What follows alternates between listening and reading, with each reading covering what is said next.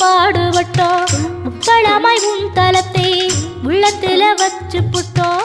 கண்ணீர காலடியில் காணிக்கைய சேர்த்து புட்டோம். மெழுகினவே முருகுகிறோம் முருகா, அழகை வர பார்ப்பதுவும் அழகா. உப்பு காத்து ஊத காத்து சுற்றும் கடலு கரைய பார்த்து சத்தியமா கோயில் கொண்ட சுப்பையா. எங்க குப்பத்துக்கு குல விளக்கு